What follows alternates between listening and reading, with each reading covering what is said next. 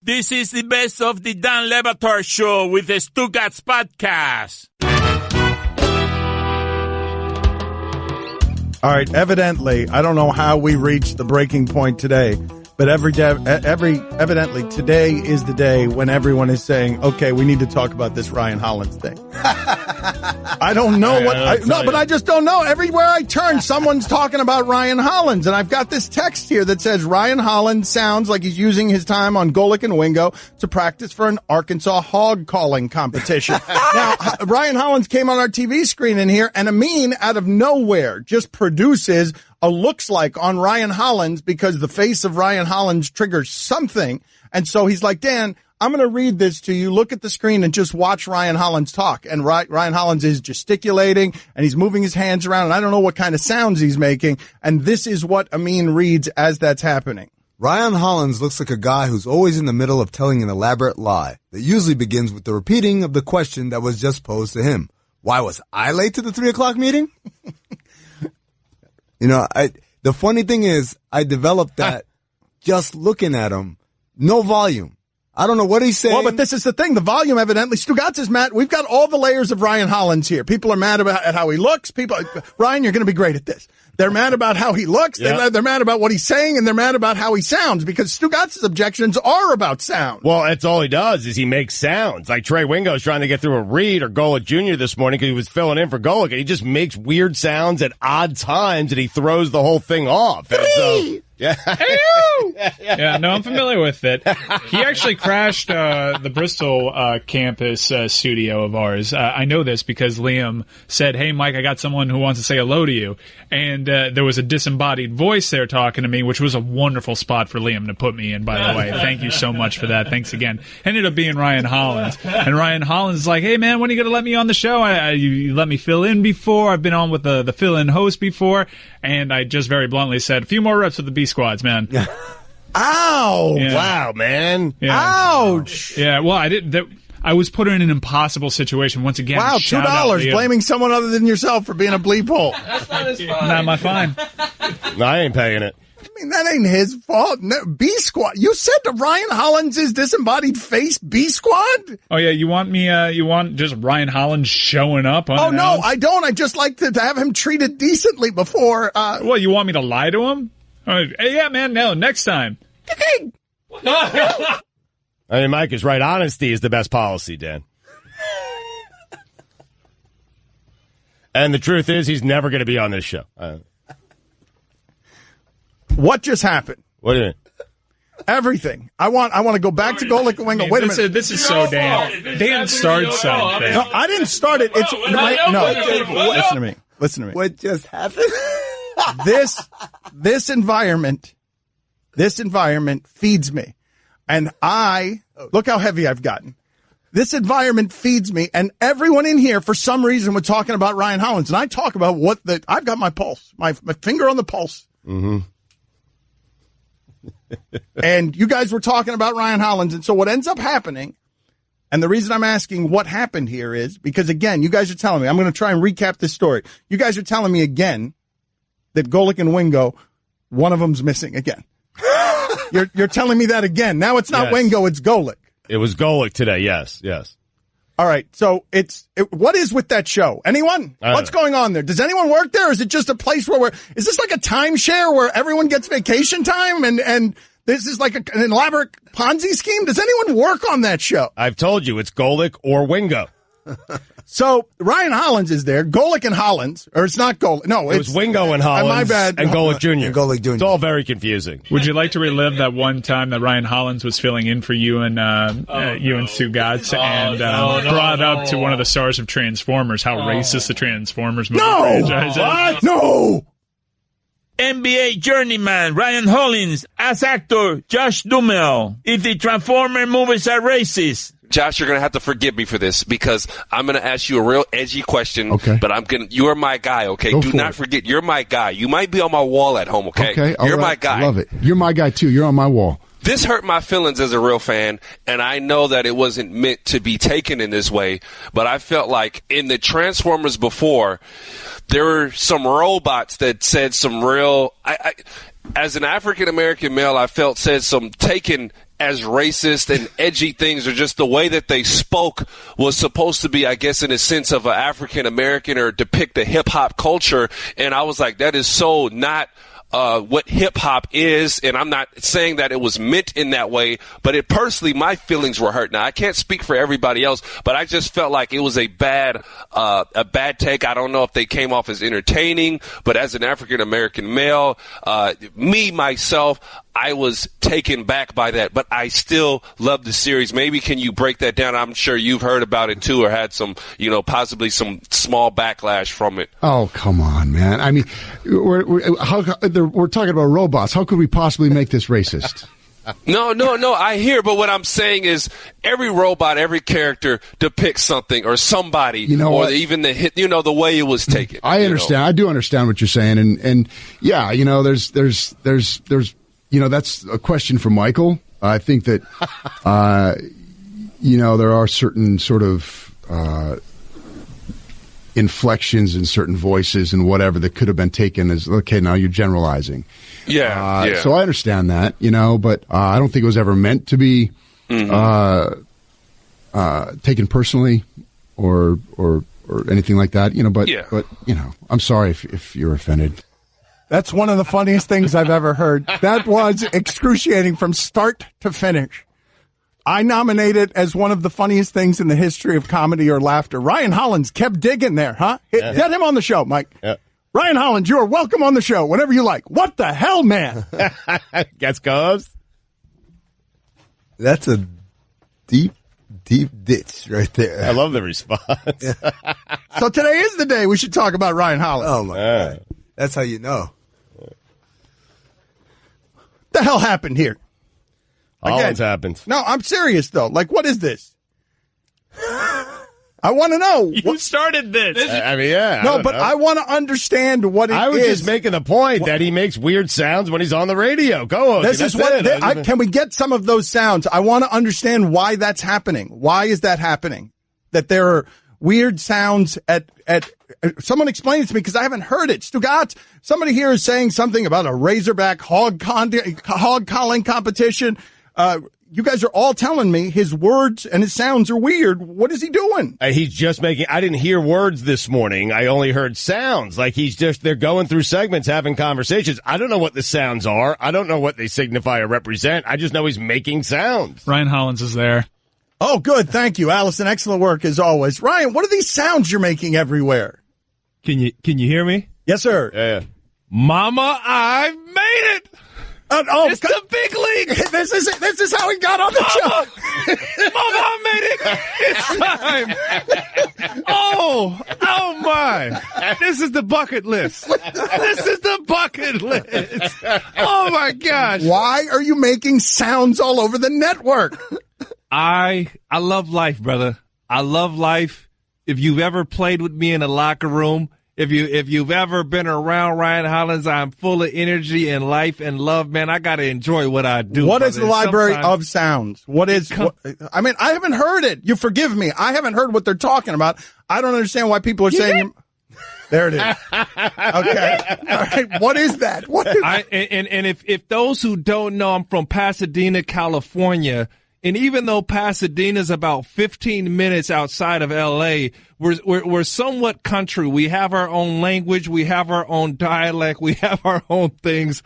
Sometimes a little ignorance, a little sounds, a little nonsense, a little fun. That's just Pasadena, man. That's me being me, fellas. Hey, it is a privilege to be on in the A team. I'm not on the B team. I'm not being I love you guys give me, but golly, I get to actually talk to you live. All right, we got an edgy question, though. Ryan, hold on a second. Do you regret that Transformers take that you gave when you filled in for us? Oh man, I thought that was. I hope that Dumetz has forgiven me for that.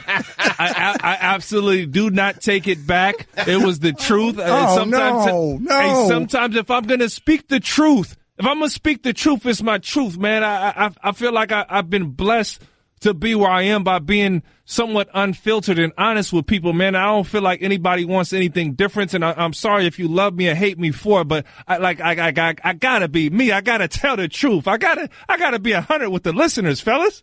It's Dumel. Don Le Batard. So he was on Wingo and Golic, and I am told this is Golic and Wingo. Excuse me. Whoa, that's a fun. Wow. No, that's not a fine. Wow. What do you mean? No, what? That's not. That's not the name of the show. That's not the name of the show. Fine. They only had 8 million ads. $2, 2 names wrong, right? And be careful on tone. That's all I'm saying. $2, fork it up. Stugotz. You want me to front you? No, thank you. Good, because I don't have any money on me. This is the Dan Le Batard Show with the Stugotz on ESPN Radio. So we've got some things going on here today. Amin Elhassan in with us. We will get to him in a second. But first, happy 51st birthday to Paul Giamatti. Happy birthday to him. I don't care. Good luck. Among the things that we have going on today on a very slow Wednesday is 8 hours of radio. We are doing 4 hours this morning, and then tonight you can watch this game. That ESPN has lost its mind. They're going to get people for us during the game. They're going to allow us to watch the game. Mike, you got to tell people where the gizmos are. I don't know where the gizmos are where they can watch the game. Or watchespn.com or the Watch ESPN app. And if that still confuses you, follow us on Twitter at Le Batard Show. Leading up to the event, we'll tweet out all sorts of information, including a live link once the feed does indeed go live. Wasn't Gizmo a gremlin? Yes? Yeah. That is the kind of contribution you will get from Amin Elhassan tonight during 4 hours of basketball coverage on the ESPN Gizmos. By the way, very on topic, Paul Giamatti. You know who does a great limited fig, Paul Giamatti? Ethan Strauss. That's the kind of analysis you will get tonight. That is why he is worth 8 hours of radio today. Hopefully you're saving the good stuff for the second. That's what he doesn't want to. Yeah, he doesn't want to spend it all now. So he's going to make sure to unleash it on the people at 9:00 Eastern. But we're hurting today, and I'll tell you why. Because the first question on Highly Questionable is, what would help the Warriors more tonight? The return of Iguodala or the return of Rodney Hood? That's a funny question, man. It's also a terrible question. I'll give you a funnier question. Here's a funnier question. Tell me that it's not a funnier question. Does Kendrick Perkins sound like a crazy old loon when he says he's a problem the Warriors shouldn't want? This quote from Kendrick Perkins, like Kendrick Perkins is at the height of delusional in this league. If he thinks the Warriors are fearing him, what are you going to do, Kendrick? Scowl at them? Like, listen to what he says. Here's the quote. I don't know why people keep wanting to pick battles this way. Might want to choose that bleeping wisely, man, rather than bleeping with me. I don't think I'm the problem that they want, though. Might want to pick another battle. Man, you know how happy they'd be if you were the problem that was on the court tonight? Kendrick. You're exactly the You're the problem they want in the opposing uniform every time. Is he talking in a basketball context, though? Or is he talking I don't know. That's the great part of the question. I don't know. Is he saying they don't want these problems in the post? He can't be saying that. No. It can't be in the post. I think he means like, I will punch somebody and you won't enjoy it. Didn't him and Draymond have that back and forth about, meet me in the streets or something like that? No, it was Tristan. Oh, Tristan. It was Drake. Oh. I'm a little tired of this in the NBA, and I'm guilty of it because I'm a Heat fan, and we have Udonis Haslem and James Johnson, and anytime someone jaws at him, you don't want this, and you feel all good as a fan. What are they going to do? Is James Johnson going to roundhouse kick you on the court?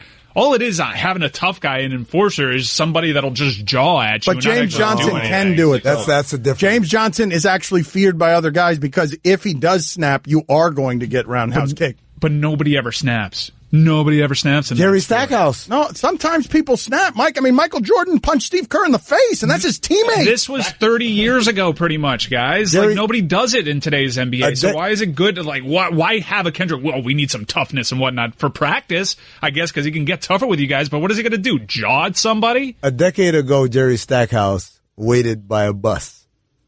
Right? Like a decade ago. That's Mike's point. Nothing's happened recently. Well, I'm just saying, look, they're not all roaming the NBA like they used to. They're an endangered species, but they're still out there. Udonis Haslem exists. James Johnson exists. Yeah, there was an incident, recently, the Clippers and Rockets, although that was mostly talk, but there was an incident in the locker room. But these are isolated events. No, but Zach Randolph's boys will beat you up with pool cues. But not on a basketball court. Okay, that's worse. It'll be in the street or at the bar when you're not expecting it. With no cameras around to save you. All I'm saying is it's so overstated, and we hype it up to no end. Like, oh, yeah, you don't want problems with Kendrick Perkins? Well, why not? What is he going to do? Talk to me? I don't know if we're hyping it up. I think we're laughing at Kendrick Perkins. We are. I'm just done with giving all the tough guys so much respect when they don't actually do anything. When they're not your tough guys. Yeah, don't mess with UD, though. Right. This show ain't free. Time for some ads. You've grown to love Kelly Olynyk, man. Do you realize they can sell you anything? Oh, man, he's a skilled player. Tyler Johnson was someone you thought deserved the money. Gritty, tough.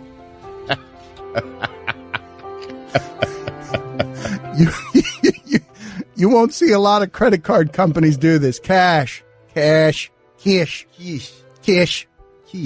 Bick. That's what was that John Malkovich there? No, that was Greg Cody. Don Le Batard. I wanted to do the show that we do on Wednesdays, which is wacky and pop culture, and we'll talk about Russell Crowe's got evidently a book of divorce, like The Art of Divorce. There's an actual book out that he's got that I want to just read from. Stugotz. Oh, the Art of Divorce was, I think, just the auction, not an actual book. You thought the guy wrote the book on divorce? I mean, no. He's teaching the proper way. Here's the proper way. Sign a prenup. I thought Russell Crowe was. Thank you. That's the book. Okay, here's the book on divorce. All right. Sign a prenup. There it is. There it is. And by the way, that's a fine. I mean, you mistook a book for whatever it was. An auction, a Sotheby's auction. That's not a book. $5. This is the Don Le Batard Show with the Stugotz on ESPN Radio. Amin Elhassan will be with us doing 8 hours of radio today. It's a bit of a telethon we're doing. Tonight, you will be able to watch the show, watch things. We are trying to get to the day where they pay us to just watch things, not do anything. So that we will do that tonight, and we will do that on all the ESPN gadgets. But what you will get tonight is Stugotz, tired, getting into whatever it is he gets into on South Beach between shows. And then what you will get is some quality commentary. Stugotz during the break was giving it up on two fronts, all right? First of all, he loves that Stephen A. Smith does something that I've never noticed Stephen A. Smith does before. Now, maybe some of you have noticed it, but Stephen A. Smith, the best of all the professional wrestling characters who work at this network, what does he do that I'd never noticed this, and he is so right about this. It's the greatest move by any sports media person ever, and that's because he's the greatest. Stephen A. is the greatest. He's the greatest of all time. But what he does, and he especially does it on SportsCenter, right after the game, it's late, and he's got a hot take, and he's ready to go, and they ask a question, and they split the screen, and you can see Stephen A., and as the question is being asked, he starts cracking his neck and stretching it out like he's about to enter a prize fight. That's right. It's amazing. He always does that. Guillermo, put it on the poll. Had you noticed that Stephen A. Smith starts cracking his neck like a prize fighter before being interviewed? And then he delivers. Oh, yeah. Oh, then it's knockout blow after knockout blow. I'm trying to watch for it. Oh, yeah. I mean, you won't see it on First Take. That's his natural habitat. It's SportsCenter. Before he's being interviewed from the studio from Scott Van Pelt, like when they're throwing it to him on the NBA court, the pre-footage is him sort of stretching before doing his damage. It's fresh. It's right after the game. He's got takes. He'll occasionally do it on Hot Take if Max is saying something and taking up too much time, and Stephen A. is just thinking of his rebuttal. He'll occasionally do it. The show is called First Take, not Hot Take, though I understand why you would make things. Sorry. What happens if he doesn't stretch before? That's a good question. The takes aren't as good. He might pull a hammy. Yes. Yeah. I'm telling you. You got to stretch before doing that. Yes. But the other thing Stugotz was talking about, because he could talk himself into anything. He's already talking about the Jet season and Sam Darnold. And he's like, I like our receivers. And then he catches himself and he's like, I can't name any of our receivers. Oh, no, that's not true. I can name one. And then he nails a name that's usually very difficult for him. Yep. Quincy Enunwa. And he nails it. And I say to him, he didn't. It's a Nunwa. Oh, okay. That's a fine, I think. Yeah. Well, how do wait a minute? That's a fine on me. I said it right. Okay, that's a fine. You know what? You're right. That is a fine. I did get that wrong because he got it wrong. But what I was telling Stugotz, and this is a fun game to play. Let's see if we can play it. Guys who look the part. Guys, because you can put that back. You actually have a $3 credit. Oh, thank you. Look at that. What? In the bank. Now it's a $2 credit, though. We got our eyes on you. But there are times, there are weeks, there are moments when Quincy Enunwa, fine for Dan. There are times where I think he's going to be the greatest wide receiver of all time, and then the ball hits his hands. That's right. But who's been that in basketball? Who's been that? Orlando Woolridge had some some of that. Even though he was good, he was plenty good. Looks the part. Looks the part, but then they start playing. Oh, this is easy. Perry Jones Jr. Yeah. He definitely looked the part. Didn't he get hurt in college, though? No, he just wasn't good. What about Baby Jordan? Harold Miner? Well, he jumped the part. Yeah. No, I'll give you another one who looked the part, definitely. What's my man's name he played with the Pacers? Jonathan Bender? Oh, yeah. Definitely looked the part. Bender's But who are the football guys? Oh. Well, I think there's a guy, I'm telling you, I was with you. You said David Carr was the best quarterback you've ever seen in college. The best college quarterback I've ever seen. Based on just looks, he looked the part. I thought he was going to be the greatest quarterback that's ever. True. David Carr does look the part. Every wide receiver out of Oklahoma State looks the part. Every single last one of them. Yes, that's right. I'm a man. I'm 40. Gundy's keeps slapping his head. I don't understand why these guys aren't good. And they are good actually. College. They are good in college, and they score a lot. He needs to find some of those that look the part on defense, which he never does. Aaron Brooks, the quarterback, remember him? Oh, yeah. Yeah. He definitely looked the part. He looked like he could be like Vic, but he was nothing like Vic. I see some of that there. I don't see a lot of it because he's not a monster. See one thing there. He's not a monster athlete. Ryan Mallett. Oh, wow, that's good. Nat looks the part at that position. You're right. Amin's wrong. Okay. We can't have his look the part. He doesn't even understand the game look the part. I do. That guy does. Aaron Brooks doesn't look at all the part. I don't know football. That's the real. That is the problem. Yes, that's the problem. Aaron Brooks doesn't look the part. RG3 doesn't look the part. Lamar Jackson this year doesn't look the part. Lamar Jackson's put on some weight. He's kind of looking the part. Yeah. And strong buzz at a camp. No doubt. Vernon Golston's another one. Oh, yeah, totally. Yeah. They're all Jets. Did Dante Culpepper look the part? We weren't really. No, Dante Culpepper looks the part now because Dante Culpepper existed. He sort of was a new sort of template that we weren't used to seeing. What was the kid from Notre Dame, the quarterback, Brady, what's his name? Brady Quinn. Brady Quinn definitely looked the part. That's a good one. Yeah. Now, I want you to revisit what you said, though. Okay. You have Brady Quinn looking the part, and you've got Aaron Brooks did not look the part. Absolutely not. Not that part. Jeff Blake, though, looked the part. Oh, that's a good one. Very good one, yes. That guy could throw a football out of a stadium. But it can't be him. He can't look the part. If we put him at receiver, he'd look the part. That's what you meant. If we put him at receiver I just said or running back or cornerback. I didn't say what the part was. Butt fumble quarterback before he actually played in the NFL. Mark Sanchez. He's right. Yeah. He's right. He had the rock star thing. Dreamy look, yeah. Quarterbacks at a USC tend to do that. Yeah. Troy Aikman looks the part, right? Oh, Troy yeah. But he also played the part. He plays the part, though. Yeah. You can't play the part if you look the part. No. Kyle Bowler. Oh, yeah. Yeah. Oh, man. Yeah. Kyle Bowler, yeah. Should have been Troy Aikman just based on looks. Everyone with the last name Detmer. I don't think You're so. bad at this game. You're bad at this game. I don't know. Not your best game. Coy Detmer had a neck beard unlike the world has ever seen. I really don't feel that people like Amin are qualified to judge the quarterback position looking the part. No, that's true. Again, I'm just guessing here. I just thought of white quarterbacks. That's how I started playing the game. Trent Richardson's a great one. Oh, yes. Bo Scarborough. Oh, that's right, Bo Scarborough. Alabama running backs. Alabama running backs in general. Yeah, they've got a dynasty at the looks the part position. The Boz? Did the Boz look the part? Brian Bosworth? Yeah. I mean, yeah. Yeah, he did. Yeah. Here's a fun thing about the Boz. Never heard of him until that 30 for 30 came out. What? Never heard of him.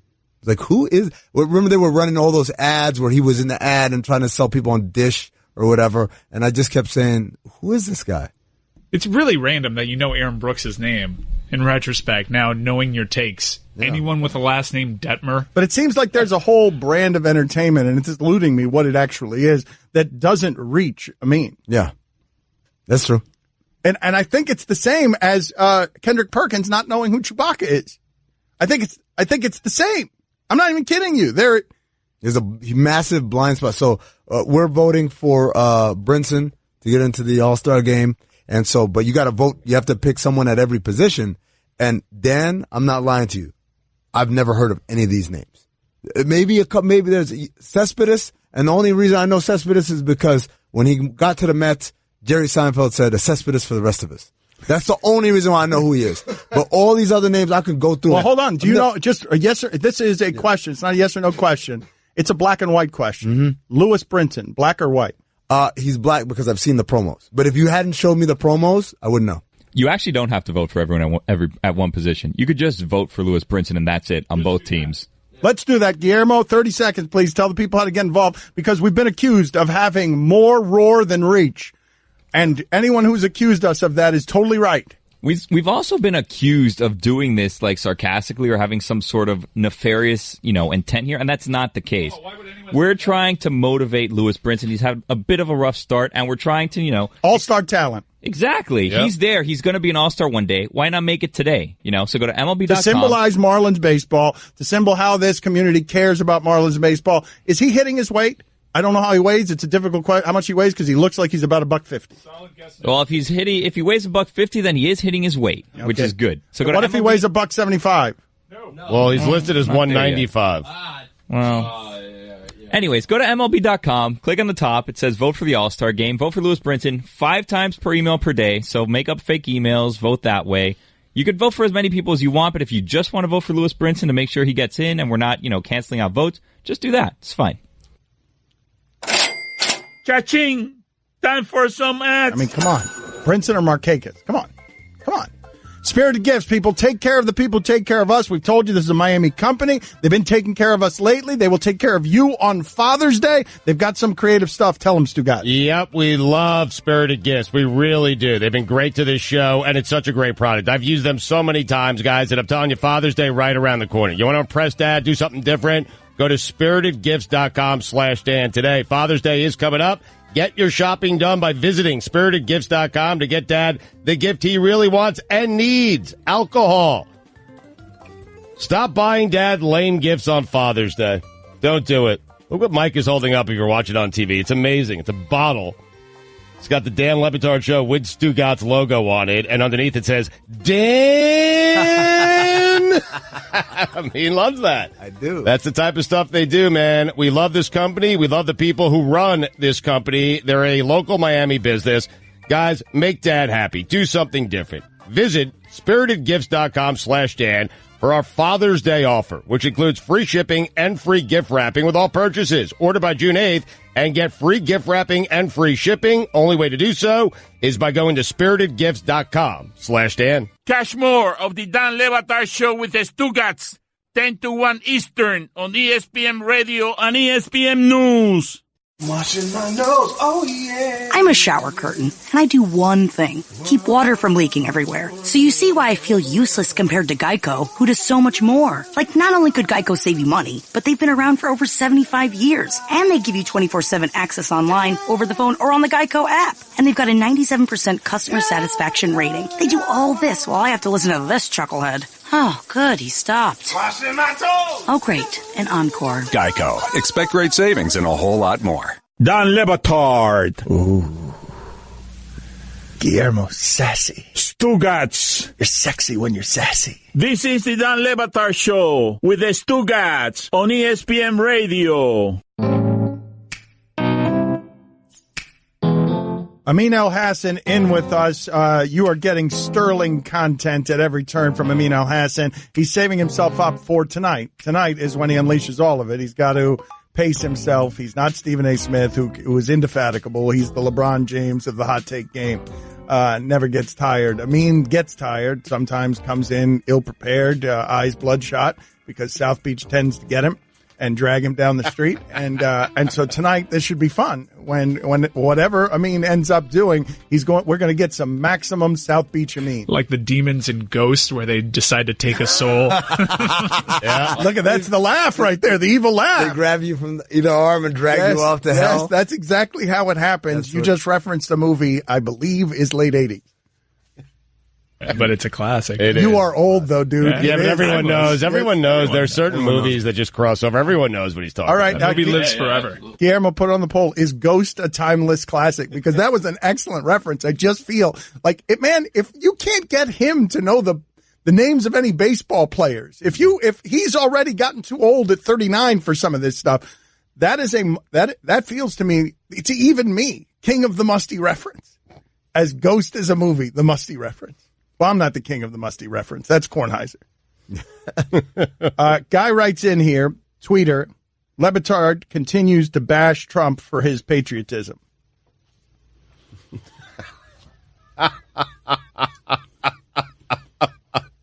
You box me in, sir. I can't work with that. I can't go anti-patriotism. You're right. Donald Trump is more patriotic than I am. You win. Because he did a music festival on the White House lawn yesterday. Didn't know the words. I mean, okay. I continue to bash Trump for his patriotism. That's not what? Wait, I'm totally pro-patriotism. I texted one of my Trump-supporting friends, and he responded to me after I sent him that video that Trump was simply overcome with emotion. That's good. That's a friend good of one. yours. That's it. Him. Yes, that is Stugotz right there. Whoa. That is the way you spin that. You spin that. The words were not forgotten. The president couldn't believe what a wonderful display that he had created for the White House lawn with the economy's up and, blacks have never been better off and unemployment is, it just everything. That's his patriotism. 3:00 with music yesterday. I mean, he should have been running a victory lap. Like, I want you to imagine him just running around the White House lawn with that Sammy Sosa flag. Sosa, first base coach hands him. A first base coach hands him like the Sammy Sosa flag that he ran into the outfield with. The giant one, not the little one that he ran around the bases with, the big one. The big one's a start, and then he rounds first, and he gets a little one. Well, no, the big one, he's just running out to the outfield, and he's just waving it all around the outfield, and the Wrigley fans are going bananas. The small one, I still don't know who handed him that flag. I don't. Wait, you think it's the first baseman? That would cause a bean brawl. I do, yes. If it was, does that mean they practiced it before the game? I don't know whether they told Sammy or it was rehearsed. My guess would be, knowing Sammy Sosa a little bit, that Sammy Sosa told his first base coach back when he remembered English. Told his first base coach, you hold this little flag, I'm going to hit one out. You know why? Because, good God, I'm using a lot of steroids. And you go ahead and give it to me as I run around first base and we'll play safe. Well, it's the same patriotic move, man. Sammy Sosa was there before Trump. Yeah. It's just, different. Remember the cork bat? How great was that? How great was that? The exploding cork bat. He wasn't cheating enough. Yeah, you got to find the that rare video. Steroid and a cork bat. Yes. Also, pine tar, on his tongue, like everything. He was, and then he became. I want to hit him further. Yeah, and then he became white. In his final act. What a man. The most amazing of tricks. What a treasure. Well, but I'm saying, if you can get past the racism and the police brutality, Trump is a similar kind of treasure trove of trolling. Like, I mean, that was masterful yesterday. Like, I'm Shia LaBeouf. Except for the singing the words wrong. It's like, no, I think that actually adds to it, though. It does. It adds to it. It's like, I don't even know the words to this song, and I'm going to play it. And that's going to be better than having you guys here. I marvel that NFL owners took this beating this way, that in depositions they admit to you, we got nothing. He wins, and he told them. Trump told them. Jerry Jones said, Trump told us. It's a winning issue for me. I'll squeeze you on this. Man, Jerry Jones chose to do that bowing show before the flag Colin Kaepernick. Jerry Jones actually bowed on this one. Jerry Jones got his bleep squeezed, Jerry Jones, that can't happen to Jerry Jones very often, where he can rationalize it away as, I'm pro anthem, I'm pro country, I'm pro flag, but you got squeezed by the president on something and you bowed in a locker room full of people. A lot of black bodies have made a lot of money for these owners, and he told you in a deposition, in his own words, Trump squeezed us on this. It was a winning position for him, a losing position. And the guys with the FU money and the guys with the FU power bowed before the guy taking a victory lap yesterday. Why? Money. It would be my first guess. Customers. My white customers matter more than my black customers. My white demographic matters more than my black demographic because are they losing customers because of this? I should say. I know ratings were down, but that was one of the funny things I always hear people say. Oh, they're losing a kind of customer, a white one. I understand making it as simple as black and white. It's a little bit more complex than that. I mean, there are black people that don't agree with kneeling as a protest, even though that's not what it is. They're not protesting the flag. They're protesting police brutality. And there are people that perfectly understand that concept that say, okay, but kneeling during the anthem is still out of bounds. It's a little bit more complicated than just black and white. And also, there are black people who boycotted watching the NFL because of the way that. But they don't matter. They're never talked about. They are never talked about. The people who might be alienated by what's happening to Colin Kaepernick are not the group of people that ever get talked about. But that's my point, Dan, is we say the NFL are losing viewers, but we never have kind of concrete proof that these are the viewers you're losing. You're losing white people who are upset about the anthem stuff. Or black people are upset about how the anthem stuff is. We just know that viewers are being lost, but we don't know what the reason why is. And it seems like every time someone gets behind a microphone, whatever agenda they bring with them, that's why you're losing viewers. But there's also this big misconception that the kneeling has something to do with Trump. It actually predates Trump, and it actually had gone away for a while. And then Trump had his pep rally where he calls them SOBs, and then the kneeling became a defiant act in response to being called SOBs, and everything got ratcheted up and crazy. But that's why he's the master troll, dude. You know what he reminds me of? That's why. That is the way to do that. Well, look, right there. I mean, just look at it on the surface. You have. On the surface, a president who has, very low approval ratings, historically low during some points of his presidency. And this is one of the rare instances where he has something, as Sarah Huckabee Sanders rattled off, 70% of the people side with the president on this, where he gets to be right. That's exactly right. You know what it is? Do you guys remember in The Naked Gun when he's pretending to be the umpire and the first strike he calls is kind of a very timid strike?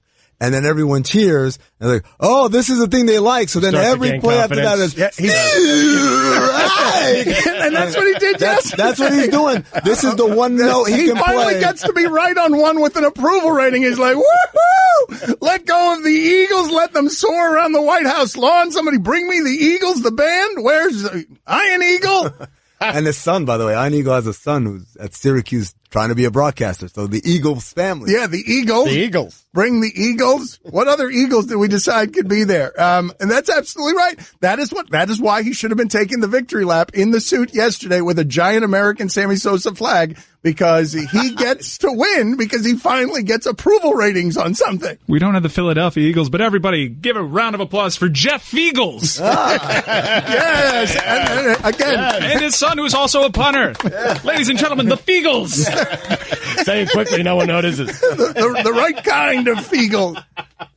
Don Batard. This time in refereeing, we're going to laugh at it in 40 years. Wait a minute. What? Andy Reid reached into his sock and pulled out a handkerchief with stains on it, and that's how he challenged stuff? Stugotz. How has tennis figured this out and nobody else can figure it out? Why are you guys clapping back there? You guys are doing... Well, that's what you do when you're awaiting a tennis challenge. You clap. Here comes the foot. Yeah. Here comes the foot.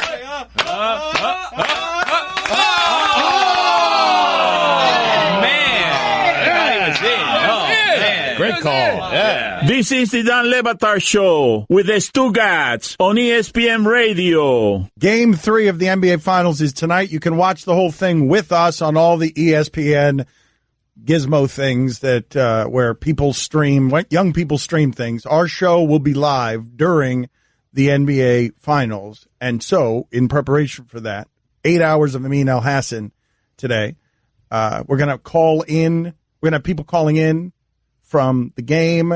We're going to do like serious coverage combined with our nonsense. Yeah, we have so many great camera angles available to us. And we'll have a live video interview with Doris Burke for 2 questions. Wow. Just two quick questions. 2 quick ones. We have a Stugotz halftime show in which he'll give you a legitimate Sports Center highlight reel. We have Jeff Van Gundy and Mark Jackson scheduled to join us for 2 to 3 minutes. All right, so we are squeezing the juice here out of all of this Doris Burke, put it on the poll, Guillermo. Did you know that the sideline reporter is allowed 2 and only 2 questions? But the reason that I bring all of this up is because during the break, we were preparing for this tonight because we were having a very impassioned discussion about Ghost and the movie Ghost, and Roy, in a stunning upset, produced the best reference. Now, we understand that we're referencing a very old movie that Mike Ryan claims is a timeless classic, which is not. It's an outdated reference. Everything we're about to say. What's wrong with you? Why are you fighting all this stuff? Right. And Demolition Man's not a Hall of Famer. Right. Ghost is not a timeless classic. Whoopi Goldberg won an Oscar. Yep. For her performance in Ghost. The people are with me on this. It's early right now. I mean, the poll's only been up 20 people voted for a couple of minutes, just 1,000 right now. It's got 2 classic, iconic movie scenes. That makes it timeless. Okay, man. but all right, maybe it does. And is Stugotz right about that? He's got certainly has one. Irrefutable. Okay, but here's the thing. Ditto. Yes. Ditto. So many scenes from that movie. I don't believe molding that. of the clay. I don't believe. Yes, the molding of the clay and the dancing. The dancing, obviously. Spoiler alert. The very end. Oh, waterworks. Oh yeah. When he tries to push the penny. All right, hold on a second. Let's slow down for a second. Roy had the best observation about this movie from 35 years ago, or however long it was. He stunned me. It's not how old it is? No. It's not 35 years old. Came out like in 1990. It's 28 years old. That's it came out when I was a little kid. It's the 90s. It's a reference that's very dated. And Roy hit us with this, and it's the truest thing ever said about Ghost. Yeah, in the subway scene after Patrick Swayze died, there's this guy who looks exactly like Jeff Van Gundy.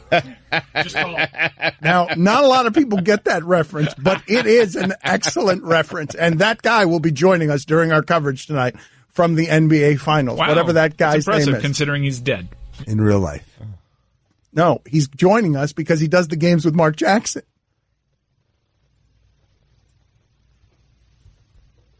I still don't get it. So that's going to be happening tonight. Tonight, you're going to be able to get this show's nonsense. This is late night. Late night. This is us, the party. We are on South Beach, man. This is a different show at night than it is in the morning. It's going to be the show that it used to be back in the afternoon when we were happy hour. Are you nervous about the Doris Burke questions? Because I am. We only get 2 of them. Yeah, and they need to be good. Yeah, we got to ask her about Lewis Brinson. I think that should be 1. You know what's great? Here's what's great about this, Guillermo. Because you are our most nervous entity, you're going to handle that interview. You are doing those 2 questions, and you decide. You farm it out if you want, as if you don't have enough to do for tonight. What a waste. You're going to do the 2 questions with Doris Burke. I'm not going to do it. You're going to be the nervous sideline reporter. So come up with your questions. You could fear it for the next 10 hours. What if something happens during the game? We actually have boots on the ground. Nope. It's Billy's questions. He can do whatever he wants with them. Whatever he wants with them. That is a terrible idea. No, it's not a terrible idea. Is it a terrible idea, Mean? I feel like Billy's one of those people who's going to blow one of the questions on. How are you doing? Yeah, that's 1. How are you doing? And then 2, it'll be... Am I doing okay? No. And boom, it's over. Yeah, and Brinson. Brinson's going to get in there. Is this Brinson movement moving? I think it is, man. Yeah, I think he's the leading vote getter right now. You guys are laughing at our reach. What is your slogan? We have more roar than reach. What is our slogan, though? We have lots of them. What are the options to get people excited about Lewis Brinson in the All-Star game? Well, you can be Brinson or Brince out, obviously. We're Brin it to win it. There's Bryn Diesel. There's a couple, man. Brin it to win it is which one's best? Can you put the poll up there? Because I want to get behind a campaign that has a catchy slogan. I like Brinson or Brince out. So do I. You like Brince that in, Brince out. Yeah. And don't forget, you can't spell Brince or Lewis without the W. That's right. See, I almost messed that up. It's going to be a mess. Yes, the sideline interview is going to be terrible. Okay, so 2 questions. That's perfect. $2, 2 questions. Like you could fear it for the next 12 hours. You are in charge of our sideline interview with Doris Burke tonight. It's your big shining moment, Billy. I'll try not to eat you. Man, he looks just like Jeff Van Gundy. Exactly like he really does. Google it. Like a tall Jeff Van Gundy. What's that dude's name? Vincent Schiavelli. Oh, yeah. And you guys said he's dead, and amazingly, he still looks better than Jeff Van Gundy. Don Batard. Jerk or no jerk? Calling basketball round ball. 77% unfortunately voted jerk. Mike, when you say round ball in the association, you're a bleep hole. That's it. Guilty. Stugotz. What else am I supposed to call The Rock? This is the Dan Le Batard Show with the Stugotz on ESPN Radio. Let's examine. Amin Elhassan is with us for 8 hours. He's been sterling already. I'm sure you'll get more of that late at night after he's tired. After the cross-country flight. But he was really impressed with the Golden State fans in Game 2. I was. And you're not often impressed with fans, right? Like, you're not often impressed with, like, crowd noise or anything. No. You know, the funny thing is, usually when we talk about the Golden State fans, now we say how it's gotten watered down, it's been ruined. Most teams, when you're bad, there's not a great crowd, but then when you get great, then you get these great crowds, right? Golden State's kind of the opposite. When they were bad, their crowds were amazing, and then as they got better and elite, they priced out all those amazing fans, and they have a lot of Silicon Valley people, and it's not as loud as it used to be. 30 games under 500 the Warriors were the last time that LeBron was not in the final. Yeah, I remember. But the more important thing also is that everything that they did in that arena was always organic. If they started chanting Warriors or any of that, that was all organic. So one of the things that kind of let me down when I was at games 1 and 2 was on the video board. Now they have prompts. They got, Steph going like this, cupping his ear, and then the word Warriors coming on the screen. And they never used to have that in Golden State. I thought that was such a death of a great era of fandom, but they brought it back and they saved it. But every time J.R. Smith did anything, they chanted MVP. So funny. That is they gave him a standing ovation during introduction. Yes, in their intros, they gave him a standing ovation. That's funny. And then when he went to the free throw line, when he turned it over, anytime he did anything, they would chant MVP, which is, when you think about it, in its essence, probably one of the most awful things you could say. They were saying, the most valuable player for our team is you. Every time you're in the game, we know we've got a great chance to win. But how about this? How about the further idea as we laugh at Kendrick Perkins posturing? You don't want those problems. He says that Golden State doesn't want those problems, and you've got J.R. Smith and George Hill, missing a free throw. When you start stacking those things up, you're getting like the height of laughable clown behavior is what LeBron is facing Golden State with. Like, your guys were laughing at.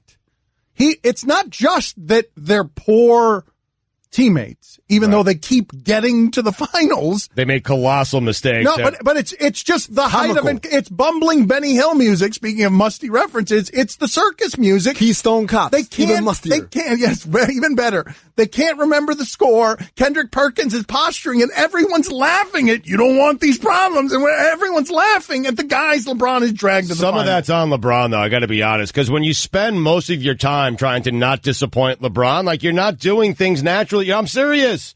Like, Tyronn Lue, like, he didn't call timeout there. LeBron's all mad at him because LeBron's got everyone crazy, especially this time of year. He really does. And it's all his fault. I mean, Tyronn Lue didn't call timeout. I don't know why, but, you don't want to upset LeBron. It's LeBron's job to call the timeout, and he tried to.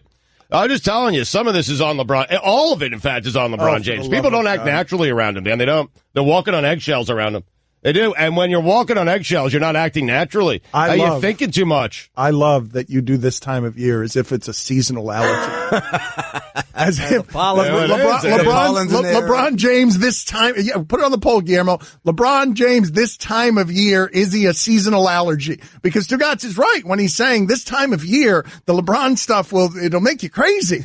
Sounds like he needs to take some playoff pee. Yes. What does that cure? It gets you out of the playoffs. It gets you out of this time of year.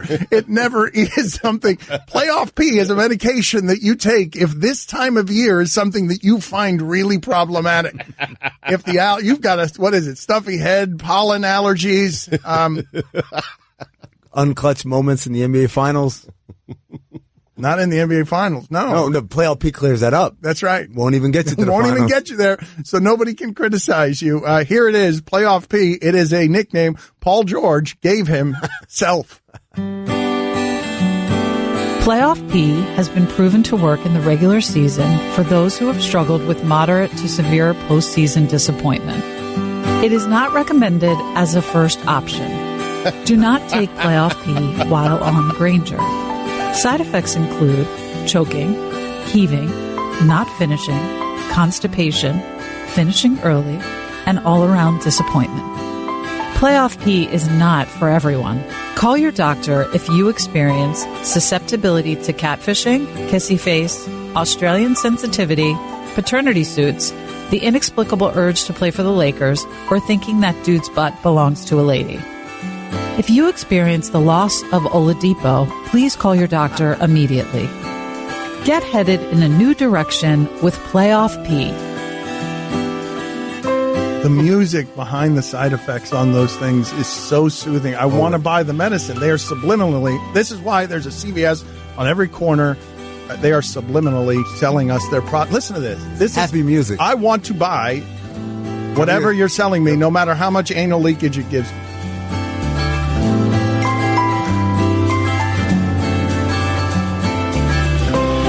A xylophone? Is it really an actual xylophone? Yeah. Are they riding bikes right now down ocean? Big 3-wheel bikes, though, right? Like they're rollicking back and forth. Balloons on the handlebars. Right. Don't worry about the thing that's going to make your spine leak fluid. That's a side effect. But right now, you could be in this happy music riding a bike. It's me and Stugotz in one of those motorcycle cars. Then there's a candlelit dinner, and they're dancing, but they're all by themselves. There's only one table on a balcony with the candlelight on it, and then there's a dip right here. Right there. Yeah.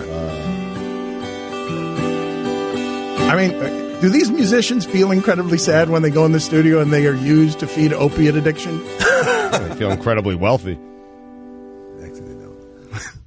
Actually, they don't? Is that what you muttered under your breath? They don't make good money? They make okay money off it, but that's all. How do you know? Because I talk to people who do this. The whole point of this is to build enough of a resume that you can then go ahead and level up from there. But there's not like a specific person you go to who's the best of the best? Like a guy whose entire career is just... Yeah. Wait, level up? So there have been like commercial jingle writers that all of a sudden are scoring major motion pictures? Yeah, what's his name? Wasn't Randy Newman like that? Didn't he get his start writing jingles? I know Alan Thicke did. Alan Thicke was, yeah. Well, there you go. Level up. I am remiss. Forgive me for not bringing this to your attention before. Bob Ryan will get in here. But you guys were discussing and pointing at each other. Still, getting back to the only important thing that matters today, the movie Ghost. You guys were pointing at each other, and you were really connecting on the movie. And I want you to tell the audience. Let me explain to you first, before Stugotz says what he's going to say. I just want to explain to you that we were talking about the movie Ghost, and in a kinship that can only be brought to you by an all-time classic, when Stugotz made a reference, all of us started pointing at each other, congratulating each other. It's one of the strangest things I've ever seen. Everybody was happier here than I've ever seen them.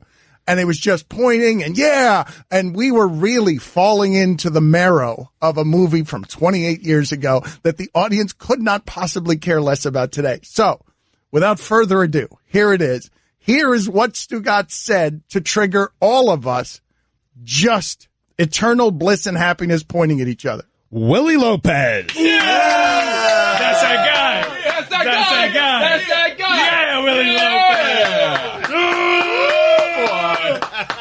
Yeah. Same character actor. Yeah. That's that guy. Woo. Willie Lopez. Brings back memories, man. Character actor. Yeah. How can you argue this? Which part? All of it. Mike's trying to get started. Go ahead. Raindrop, drop top. Time to read the script for a hot spot. Willie Lopez, also the bus driver in Speed. No. How about that? No way. How about that? Shut the front door. Prove it. Yeah. Prove it. No way. Yes way. No, I refuse to believe it. Go check it out. No way. Look up. Nobody. I got it up on here. No. Yeah, his name's Sam on it. Look it up on the gizmo. Yeah, where is Sam? Sam? Mike, call Wikipedia. Control F. It's not the same guy. Sam was way too tan. I knew that wasn't. You're the worst. Once again, Stugotz ruins it. Not since the Predator movie has Stugotz ruined it worse than he just did. We'll get to that in a second. We will. Dollar Shave Club. Not since you just ruined it. We were enjoying ourselves, and then you got the wrong reference, and we were all shouting, and then the segment's over. He was in Waterworld. No. Willie Lopez was in Waterworld. No. He's also in Cannonball Run. I don't believe a word you're saying when it comes to Willie Lopez. Shut up. Turn off his microphone. You're a Willie Lopez truther. You don't know what you're talking about. You're just making things up and hoping nobody notices. Carlito's what? Don't fall for it, Roy. Nothing no. Stugotz says is right anymore, and that's $2 for reading the internet wrong. Oh, no. Secret of my success. Whatever. No. Rest in peace, Willie. Oh, no! Don't you dare say that! Don't you dare! Way to go, Stugotz. The show killed somebody else. Don't forget, you can hear more of my sons Dan and Stu weekdays starting at 10 Eastern on ESPN Radio and ESPN News. This is your bedroom. This is your bedroom with Blue Chew. Blue Chew uses the same active ingredients as in Viagra or Cialis, but now comes in chewable form. Chewable means better, cheaper, and works faster than pills. No in-person doctor visit, no waiting in line, no more awkwardness. 100% online at BlueChew.com, where your first order is free. Just pay $5 shipping. Use promo code DAN at BlueChew.com and restart the party. Dan Le Batard. Marriage at some point, I think for a lot of people, they get down to, and this is really a sad part about marriage, where you're just having sex one day a week. And that one day a week is Sunday. And so I love Sundays, but I hate everything I have to do leading up till Sunday, which is essentially agree with everything my wife says and does everything she asks me to do. And I'm only doing that for the Sundays. Because if I don't do it, there ain't no Sundays. And I can't live without my Sundays. Stugotz. I wonder if Abby hates Sundays. Oh, she despises them. This is the Dan Le Batard Show with the Stugotz on ESPN Radio.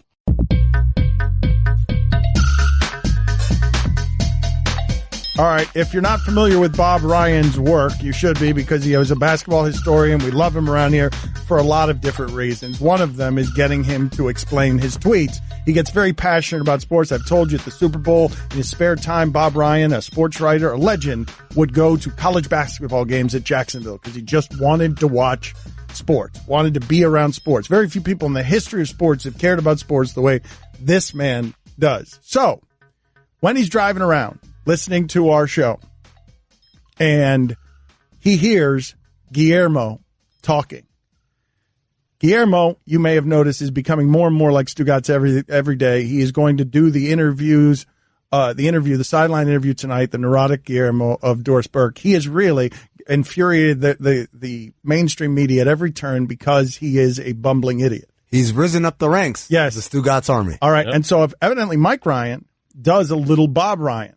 And so this is a text that Mike Ryan got from Bob Ryan when he was just driving around. This will illustrate the passion that Bob Ryan has for sports. Who is this Billy person saying postseason stats don't count? And I tried to explain to him, one of our producers, you should crush him. Bob Ryan responded, I'm driving around this morning and I hear the idiocy being spouted, and my fervent wish is that I could dump a tub of bleep on his head. What the F is the matter with him? Is he intellectually incapable of differentiating between regular season and playoff categories? And tell him that if and when Big Papi gets into the Hall, it will ultimately be due to his extraordinary postseason exploits. They will surely be stressed on his plaque. Has he ever heard of Mariano Rivera? Reggie Jackson. Mr. October. It's a big if with Big Papi, by the way. Bob Ryan, let this clown have it. This Guillermo who gets out there with his baseball opinion saying that the postseason numbers shouldn't count with the regular season numbers in baseball's most historic game. What a dope this guy is. This moment is indelible in my mind. I was on Central Street in Hingham, Massachusetts, about to take a right-hand turn onto South Street, right in front of St. Paul's Church and adjacent to the Square Cafe, when I heard this incomprehensibly stupid, monumentally, colossally ignorant observation that Roy Halladay's no-hitter doesn't count because it was in the postseason. I think to myself, this can only be the spouting of an individual who is uneducated in the world of sport, had not the slightest knowledge of how sport works. This is an alien from some other planet who has just only the 5 minutes before been introduced to the concept of sport as we know it.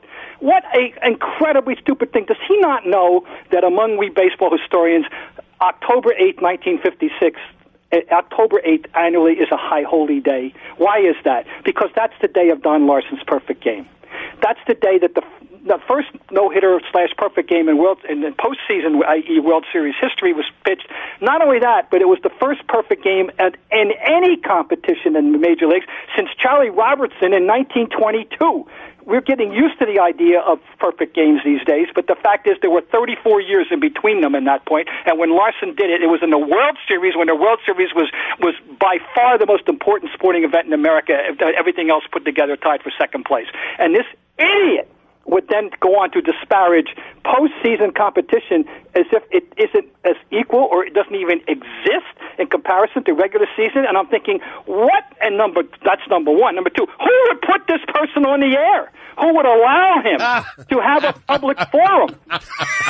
And that's how you guys always come back to me. That's what happens. That's how it always ends up back. All that feces that he wants to dump on his head, that's how it ends up on me. Well, you're responsible for allowing this. I mean, it's embarrassing. You should be embarrassed. Let me ask you, Bob, does Barry Bonds have 762 home runs or 773 home runs? Because he hit 9 in the postseason. And that means there's two different categories. He has 762 and he has 9, and they're postseason. They're totally separate. Yep. Any idiot understands the concept of difference. You don't say that a no-hitter didn't count because it was in the postseason. It's even more important, you idiot! Oh, wow. Idiot! Wow. That's another thing. Baseball changed number of games from season to season, so some of these stats are inflated to begin with. We understand, but if you know the game, I lived through the whole 1961 Ford Frick. There wasn't an asterisk, but Ford Frick protecting his buddy Babe Ruth and saying that the record had to be 154. I lived through all that. I understand all that stuff. Don't even insult me by implying that I don't understand all that. No, I understand all that. I know that Ichiro had more at bats than George Sisler. All right, I know that. I know he had more opportunities than to get the most hits in one season. I understand all that. So what are you trying to say?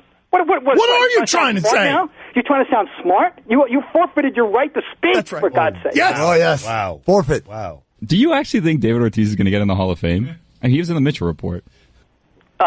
If he doesn't get in the Hall of Fame, it won't be because of the Mitchell Report. It'll be because of the ignorance of National League voters who do not recognize the designated hitter as a viable position in baseball. He has more to fear from National League writers than he does from anybody who, by the time the voting takes place, 5 years down the road, will include a voting body that is substantially younger and more forgiving of and more understanding of the whole drug thing and more tolerant of the whole drug thing. Then that is not what will keep him out. If he gets out, it will be because he's a DH, not because of an unproven accusation that comes from the Mitchell Report. Bob, would you agree that the All-Star Game is for the fans? The All-Star Game is a very interesting concept. The All-Star Game obviously was conceived as a promotional event in 1933 by Arch Ward of the Chicago Tribune, and All-Star Game is the grandfather of all the All-Star Games. Right. And it's for the fans, but it should reward the proper players too. I think there's somewhere in there is a happy medium which they've only on occasion have struck properly. I feel like we've gotten off on the wrong foot, you and I, Bob. I'd like to extend the olive branch and bring you on a campaign that we're doing to get Miami Marlins outfielder Lewis Brinson into the All-Star Game. Would you like to join our campaign? I have to be a neutral because I do not feel qualified to comment on. Well, no, he's a perfect symbol for Miami, Bob. Like, he deserves to be in the All-Star Game. He's being robbed. Look, you just heard how much that dude knows about sports. You just heard. He knows sports. He doesn't know the Marlins. I am barely cognizant of the young man's existence on this earth, so I don't think I should be participating in that. That's precisely the reason he should be in the All-Star Game. Bob, stay right there. We're going to come back to you to explain your tweets because we got some stuff we got to get to with Bob Ryan. I can't talk to him enough. Learn some things, kids. Let's go. My private jet isn't going to fuel itself. He's the best. The best. Love him, man. I didn't know that about the All-Star game. How do you remember what block he was on and what turn he was making? He really cares about sports, man. He really cares about sports. Do you think he celebrates Don Larson Day? Like, do you think he... I love that he remembered that date, and it's a national holiday, Billy, even though you don't know who Don Larson is. That's made-up holiday. Don Batard. Texter writes in, Stugotz looks homeless today. If I saw him walking down Ocean Drive, I would give him $5. Stugotz. Thank you. This is the Don Batard Show with the Stugotz on ESPN Radio. Amin Elhassan in with us today. We are grateful for his presence. It will be useful tonight when we are talking basketball. If we can get him here, South Beach sometimes gets him at 9 and 10 p.m. If we could get him here and just get him here right, you might get some quality basketball analysis with your basketball game if you watch the game with us tonight on all the ESPN gizmos. You're saying that in a way where he hasn't given you anything of quality today, and you're right. At nighttime. Yeah. It's at nighttime. That's when he gives it to. Bob Ryan always gives you quality, nonstop quality. So this is what I want to do. I want to go back and forth, Stugotz. I will ask him questions about Game 3. Right. You ask him, explain your tweet questions. We're going to mix the two up. So let's mix them up. But I do have a quick question for Bob before we get started with that. Because I am interested. Amin and I were talking during the break. How does Bob Ryan celebrate Don Larson Day? Well, generally with a tweet now in this Twitter world that we live in, and just remembrance. I think about it. I think about coming home and watching the last 2 or 3 innings on TV after we were dismissed from school. I just, it's an important, it's a milestone day. As a baseball fan, it is a day. I've taught my wife the importance of this day. She knows if you ask her what's October 8th, she says, "Oh, that's Don Larson." I'm serious. I believe you. Nobody's doubting you, Bob. There's no doubting of you. I mean, the thing is, for younger listeners, and younger might be described as 50 and under in this regard, in this particular context. You can't exaggerate the scope of baseball's dominance in the American landscape up to roughly 1970 and in the 60s. All right, the first 50 years of the century, there was no question. The last century that baseball was so far and away the number one sporting preoccupation of more people, and it had the greatest resonance in American life of any sport. So it's what the hell happened, Bob? It's not that anymore. What the hell happened? Well, football happened, and football is brilliantly marketed. Football has advantages. We could discuss that for another day, what football's advantages are, and there are many of them that appeal to a vast numbers of people that gave it a chance. And you thank Pete Rozelle and company for marketing it, and you better the NFL specifically. And I mean, there's a lot of things that happen. And then tastes change, and in general terms, look, I'm a history major. People understand, and this goes way beyond sports. This is a young republic in the big radar screen of history, and we're not a very old country, and things can change very quickly, and things are not always the way they are today are the way they're going to be in 2050. And believe me, we already know that because we know things aren't the way they were in 1956 on October 8th. The day that matters in the baseball lexicon, the national holiday, should be notarized by our government. Let's go ahead and go back and forth here with explain your tweets. You have some explaining to do. Time to explain your tweet. At Glow Bob Ryan on Twitter. He's a delight. Hockey fans, wake up. You don't need nitpicky offside. Stop your knee-jerk acceptance of a dumb rule that stymies needed offense. Yes, I hate offsides. I hate it in hockey. I hate it in soccer. It's a ridiculous concept. People say, well, you would have basket hanging. Like, well, no what? A guy hangs down by the goal, so you put a guy down with him. After a while, they get tired of looking at each other, and they skate back over past the blue line, and they get back in the action. What it does is it ruins, by nitpicking inches, scoring threats. So what happens is what would be the worst outcome of having no offsides? What would it be? An occasional 9-8 game. Would that be such a bad thing? Now, I'm not a hockey purist, and to a hockey purist, that would be a horrible thing. But to a person who enjoys it but doesn't, obsess with it, I think that would be a great thing. Offsides is dumb. LeBron James' historical perspective in less than 30 seconds. He is the greatest virtuoso talent of all time. He is better and has more range of skill than Michael Jordan. What he doesn't have is the same resume. Michael's going to have a 0 attached to his, that being the number of finals that he lost and all that stuff. But if you're going to tell me that LeBron James isn't the greatest individual exponent of this art that we've ever known, then I think you're making a big mistake.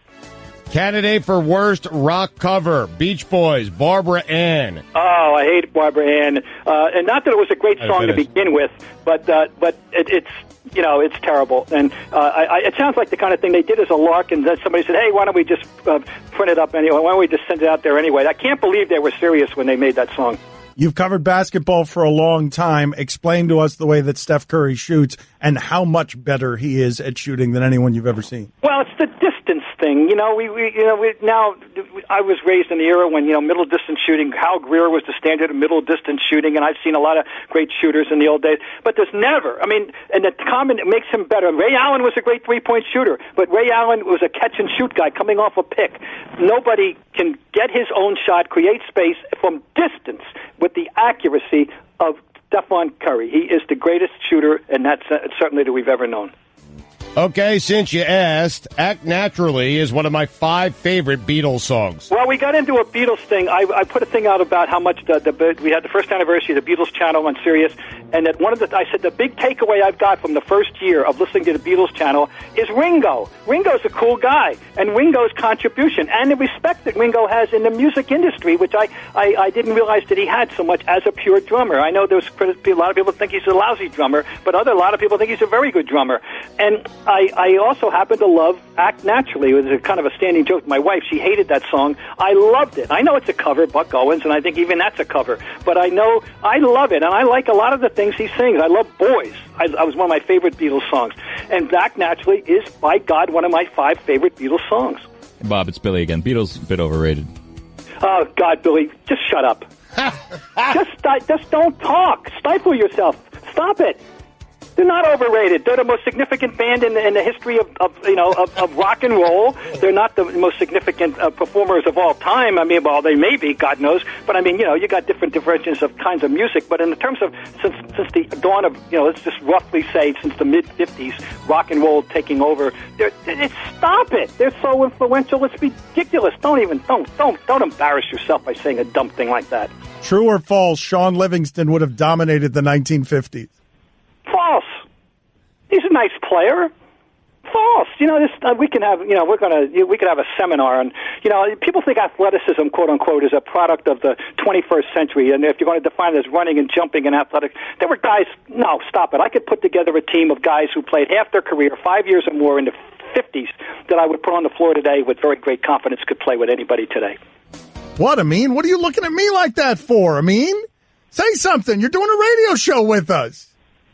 Y'all got it. Do you think Oscar Robertson has to apologize? Do you think he couldn't play with these people? You think Bill Russell and Wilt Chamberlain? You didn't say Oscar Rick Robertson. Barry? You think John Havlicek? You think Bob Pettit? You think these people weren't athletes? You think John Havlicek's one of the greatest athletes America's ever had? Hondo. None of those guys played 5 years, though. You just said you could put a team of guys who played 5 years. I'm just saying I can put them. I'm backdating them into the 50s, let alone the 60s. And I could put a team of 12 men together that I would put on the floor against anybody today. First of all, you're going to stop. Yeah, they're going to stop Chamberlain. They're going to stop Kareem. Stop it. Bob, it's Billy again. Kuzi couldn't have played today. Kuzi's different. That's a different matter. And anyway, Kuzi's a different matter. There's a whole other level of stuff there. But he's still the standard of all point guards for vision and for running a team and for making passes. Yes, he was. But you know what? He plays today. His development is different. His training is different. So there's that too. So you can. But I'm telling these other guys, don't have to make any apologies for any of those people I mentioned. None of them. They'd be stars today as they were then. Billy, you won that one. He backed away. Yes. He slinked away. Point, Billy, you made a good point. And Bob Ryan, man, that's the highest honor there. Yep. He told you that your information was good. That was a good one. No, Kuzi's a good. You can pick on Kuzi, but you can't pick on Russell. You can't pick on Wilt. You can't pick on no, you can't because that's Elgin. Oh my God, Elgin Baylor, who is the most important individual offensive player in the last 60 years of basketball, from whom all individual offense that we know today flows. I'd love to see him back in the game today. First of all, he's a better rebounder than all these guys. So we'll agree. Kuzi and Russell couldn't play today. Oh, you're out of your mind. You have no idea what you're talking about. If Russell played today, I am telling you right now, A, he leads the league in rebounding every year. B, he leads the league in block shots every year. Period. End of story. Let's move on. Oh my you moron! You moron! Oh my! He gave you. He was so far ahead of his time. It's just beyond. The more I look at it now, the more amazing it is how great he was, to how far ahead of his time he was. Oh my God! You dumped a bucket of feces on his head, Bob. Good. Well, he deserves it. He does deserve it. We'll talk to you tonight. 6'9". We're going to talk to you tonight. We're going to call you through. We're going to call you tonight. Livingston's height, so you can watch the game with us. Don Batard. Oscar Robinson had 41 triple-doubles back in 61-62. 41. Stugotz. It's Robertson, but... Big O. Okay, but... This is the Don Batard Show with the Stugotz on ESPN Radio. Texter writes in... Dan, the NFL news, it never stops. Browns first-round cornerback Denzel Ward was promoted to first-team defense in this week's OTA session. Joe Shad is reporting that Ryan Tannehill is operating at warp speed. Oh, come on, man. And He's going to be hard to tackle if that's the case. I need a sounder. I mean, come on. And finally, Dan, chewing gum makes you fart more. How about that? I don't think any human being has ever operated at warp speed ever in the history of anything. And here is Ryan Tannehill, fresh off a knee injury, couple of practices in, and you got Joe Shad as credible as they come telling you that this man is operating at warp speed. Amazing. Big year for the fish. Or the fins. As I was saying, a texter writes in, Bill Russell was 5 pounds heavier than Deion Waiters. Have you seen Deion this offseason? I'm guessing Deion. Yeah, Deion has put post it on. ankle. Yeah, post ankle, not able to run around. You think Deion Waiters would have dominated the 50s the way Russell did? Yes. You think any player today would have dominated? I don't want to do that. At show. center. I don't know. We just did that show last segment and it was better. I don't know. We just did it. You guys want to do it again? You want to do a comparing across generations where Bill Russell is 6'9", 220 pounds playing against Kevin Durant? Do we really want to do that? Like the way Bill Russell played versus the way Durant plays at the same size? I mean, Kevin Durant is bigger than Bill Russell. Think about how Bill Russell played, grabbing all those rebounds, and think about how Kevin Durant plays. Think about who he's playing against. That's the big thing. It's not how he played or who he is. It's who is he playing against. The idea that you would think that something like if Kevin Durant landed on a court in the 1950s, it would be like they were playing against something that came out of a spaceship. I just love Bob. You know, he thinks that Russell would lead the league in rebounds. But let me get back to something that happened earlier in the show. Mike, I don't even remember why it happened. What happened? And that Stugotz has been stepping on us the last couple of days.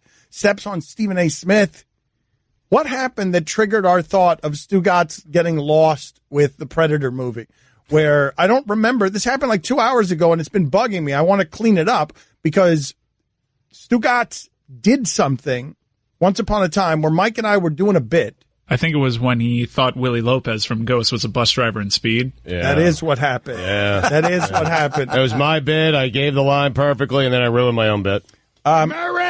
Yeah, and that's well, plenty of blame to go around, but I'm not going to blame anyone. This is getting costly. Murray! But it was Roy's fault. Yeah, Roy's made a lot of mistakes today with the typos, and Roy never gets that kind of fact wrong. That fact was Roy's fault. Roy told Stugotz, what'd you tell him? It's time for a confession, Roy, out in front of the people. Yeah, I told him that he was the guy from Speed, the bus driver. And, yeah, this hurts me. Yeah, I mean, Roy always gets those right. And on this one, 2 minutes in the penalty box. Yeah. Get out of here. Send him away. Bye, guys. Yeah. But anyways, so it was Roy's fault that Stugotz got it wrong. But on this one, Stugotz cannot blame anybody. This was at the height of the Miami Heat going crazy. Mike Ryan is the cartoon manifestation of the stereotypical loudmouth Miami Heat fan. And he is summoning Arnold Schwarzenegger. What were the conditions here, Mike? Do you remember? I don't remember the details of what it is that you were doing as you summon the scene from Predator where Arnold Schwarzenegger is crawling on his back to get away from the the Kevin Durant of the time. This was a couple seasons ago when the Miami Heat, led by Dwayne Wade in the post-LeBron James era, were pushed to the brink of elimination by the Toronto Raptors. At Game 6, their team was a total mash unit. Everybody was hurt. Dwayne Wade was all you had. And I'll tell you who else wants to fight. Dwayne wants to fight. All right. Dwayne. Well, then let's fight, man. Let's go. No. Do it. Kill me. I'm here. If Wade wants it. Kill me now. We want it. Do it. I'm here. Let's go. Kill me. They ain't scared. Do it. Wait a minute. I'm right here. Kill me. Listen, man. Will you shut up, Stugotz? Mike, I'm doing a thing. Stu. I'm doing a thing. We were to play that. Predator. Mike, what happened? Hurts, Mike, you were going to do a fake Bob Ryan before Bob Ryan. I walked into the studio and you were doing fake Bob Ryan and it was good. And then when it came time to read his text, you didn't want to do it. Well, because it's still baking. That's the first time I've ever done it. I was trying to relay to Billy the conversation that I had with Bob Ryan off the air, in which he was very frustrated and he was like, who's Billy, who is this guy? He crushed you, Billy. I don't know. At the end, I think I made a lot of good points. You did. You got him on Coos, man. I mean, this guy's an idiot. Well, he doesn't stutter. That's the funny thing. His cadence is of a stutter, but he doesn't actually stutter. He's saying a lot of words quickly. Yeah, no, he's not stuttering. Yeah. He's just trying to get off the ground a huge take that is delivered eloquently and forcefully, but it takes a little, cranking. I feel like me and Bob Ryan could be good buddy cops. Oh, definitely. You guys want to do this scene now? You and do you guys want to do the scene now? We could do a reenactment here. The sitcom where Stugotz and oh boy, it's happening. Hold on. Here it's happening. Mike Ryan, Murray, Mike Ryan. Let's go. Let's do this. Mike Ryan, help Billy here as Billy and Bob Ryan produce the buddy cop movie that would be excellent. The guy over there, get him. I don't know, Bob. He looks innocent to me. Are you crazy? What do we have on him? Pull mug shot up. Who's gonna know, Bob? We could just leave the scene. You're an idiot. You're an idiot. I think it gets picked up past the pilot. Man, Magnum P.I. got picked up. How hard can it get this to be on television? CBS is always like Murphy Brown is getting picked up. You guys, this will kill this, buddy. Disney needs another Roseanne. CSI Boston. More money, more problems. At least we had a lot of time to prepare. It was good. It was good. You can listen to the Dan Le Batard Show with the Stugotz 10 to 1 Eastern on ESPN Radio, and you can watch on ESPN News.